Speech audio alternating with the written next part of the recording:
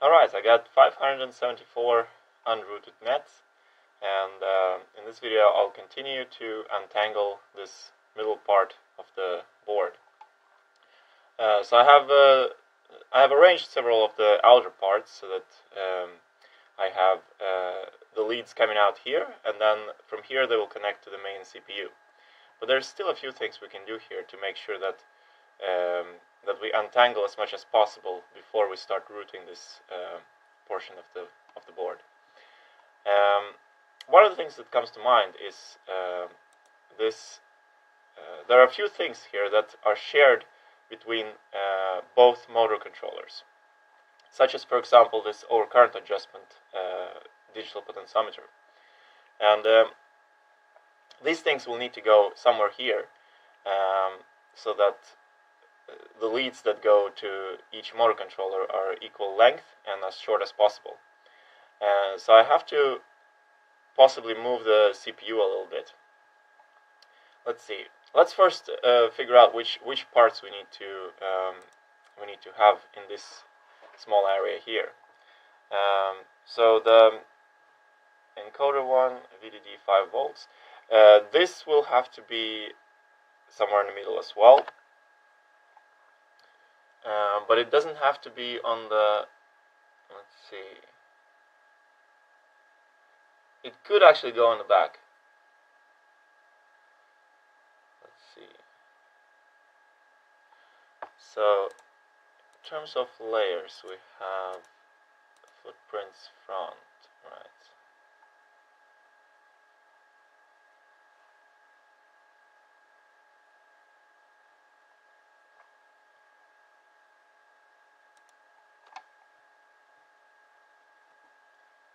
What is this? Resistors, right?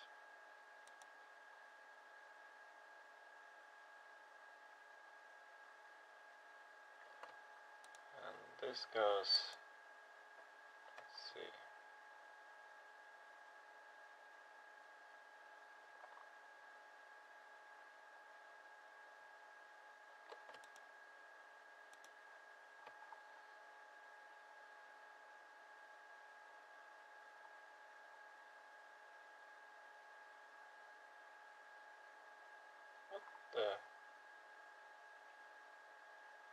Oh, okay, right. So we have also this. This goes to GPIOs, but not directly to the controller, but instead goes to the SPI GPIO. So moving this chip somewhere here would be reasonable because we don't want to have traces going all the way there. But let's move this one first. So this is the voltage sensing amplifier. It's a bit overkill to use a full chip when I'm just using the first section, but they're cheap, and for the sake of using the same part that I used in other places, I use the same amplifier as I used for the other portions of the schematic. I can put this one on the back. So this one could actually go here somewhere. Let's see. So we have, it's going to be sensing the VMOT, so placing it somewhere here or here. Yeah, actually placing it underneath the LDOs would be better because there wouldn't be as much pulsing current as we have here underneath the inductor of the 5-volt regulator. Then, of course, we have the ground plane between, between the top layer and the bottom layer. So that will provide some shielding for this amplifier.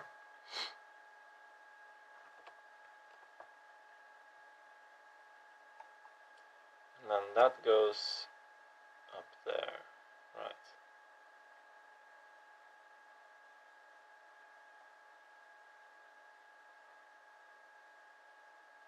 Yeah, I think that's actually the perfect position for it. And then we have this chip that will go somewhere there. Can we move this part? Let's see. can we move this part somewhere underneath?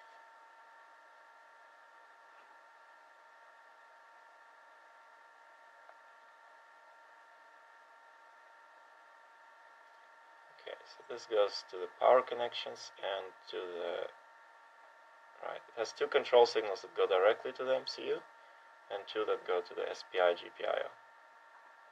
So it has to be somewhere here.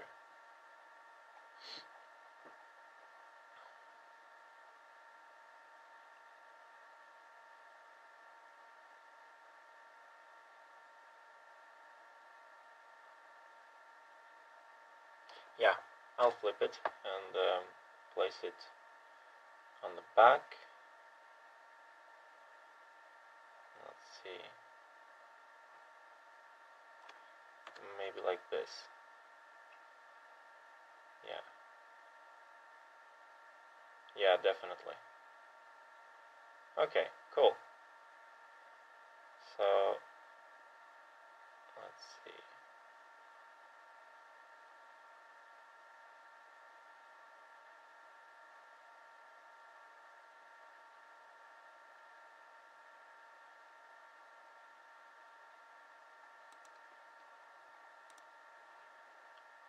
And then this one will go here. So I can move the LCD interface somewhere here, I think, because it's not that important, and it's only using one of the SPI GPIOs, but we still have to be careful so that we don't move it too far away.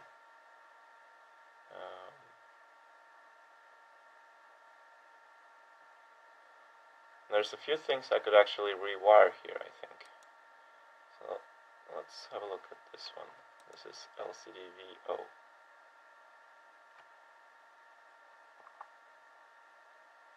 Okay.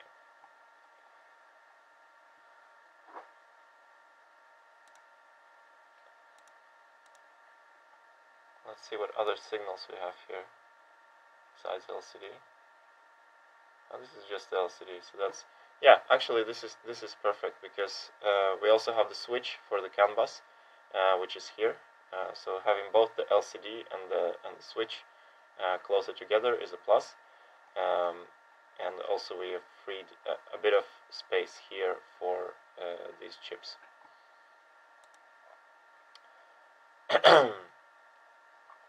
But there is one little issue here. If I have, so the most important signals here are the overcurrent adjustment, which have to go to the motor controllers. So perhaps like having a analog signal that goes to VO all the way from there. Yeah. Although on the other hand, it's not a serious, like, it's not an analog signal that needs to have precision, because VO is actually the contrast adjustment. So I think we can live with that. Let's just move this one as close as possible to the motor controllers. So we have roughly the same length of wire going to the overcurrent adjustment pins.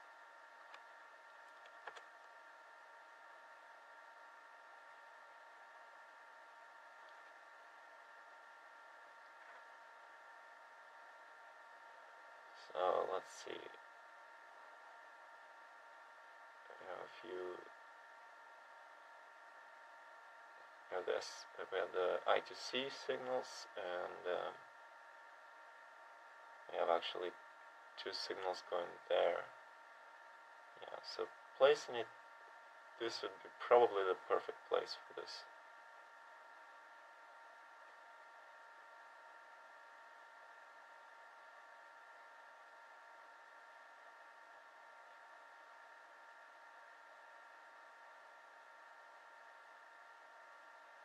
I still have to think a bit about the power connections, although the power connections will be going on the inner layer, on the power layer. So I think we probably don't need to worry too much about anything on the top layer here, except for perhaps a few test signals. I'm not sure actually if there is anything we need to connect to the microcontroller. We can solve that. It's more important right now to have this chip in the middle. Then we have the connections that go to the right. So this one will preferably need to have just one connection going on the top layer without any bias, because this is current sensing. This is also very important.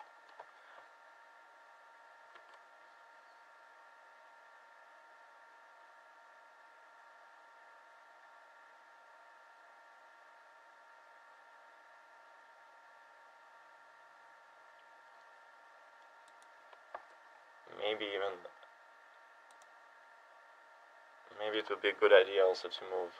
Let's see, what is this? This is right. This is the resistor that goes there, and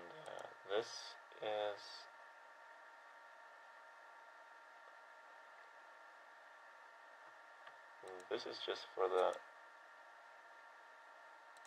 HAL interface. Right. So we can move this to as close as possible there.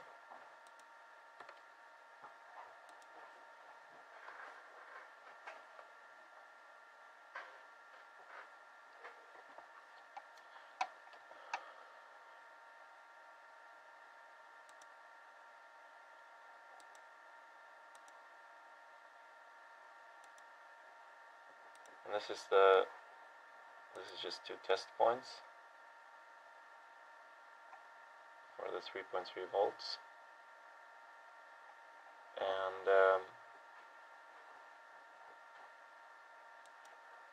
then I could probably actually move this block a little bit closer.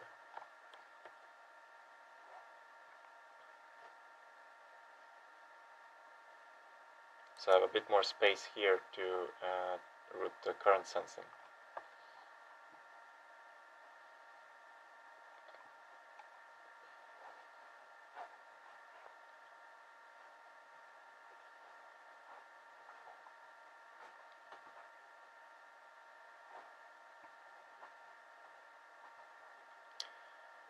And then the LED controller will go in the back, because they have a lot of connections that cross with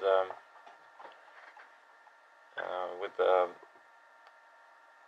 button input signals.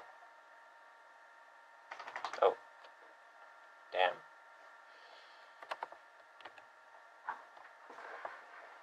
Still like that. Make sure not to select anything else, and then flip this one.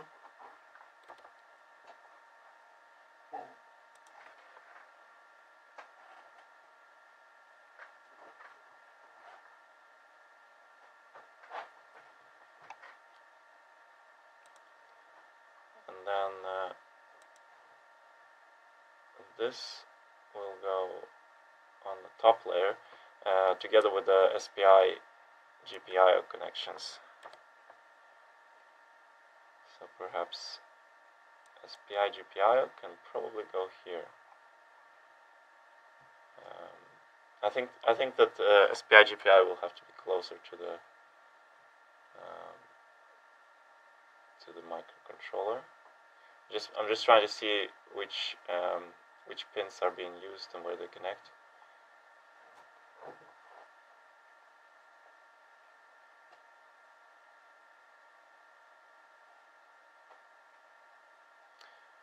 So this is a bit impractical because we have 2 connections that go here, and these 2 are the AP reset and AP write protect.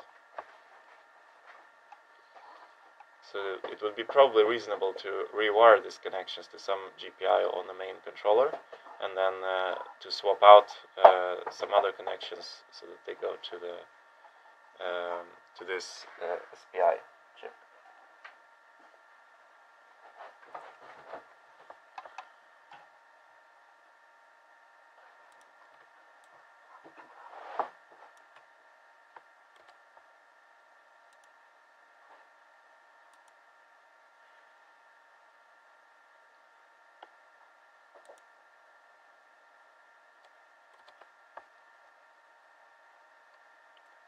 And this will have to be, let's see, actually, what is this? So this one is,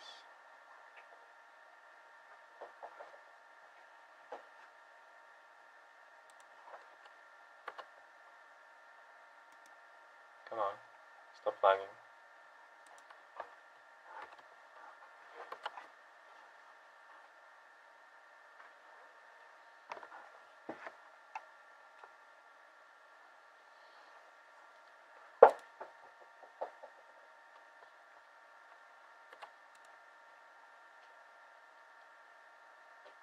So U5, and the capacitor that has to be by U5 is that one. So this capacitor has to be by the other one. Let's see.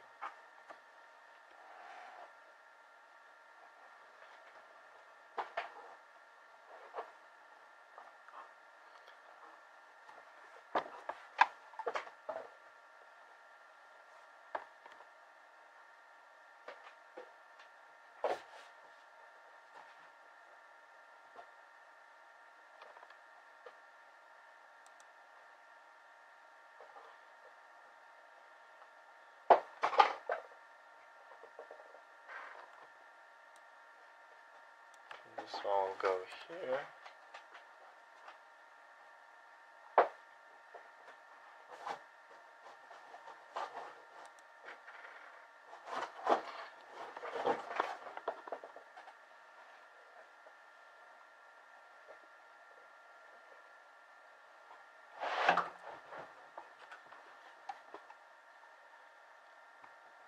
And we'll directly then connect to the SPI GPIS, which is perfect to have it like this.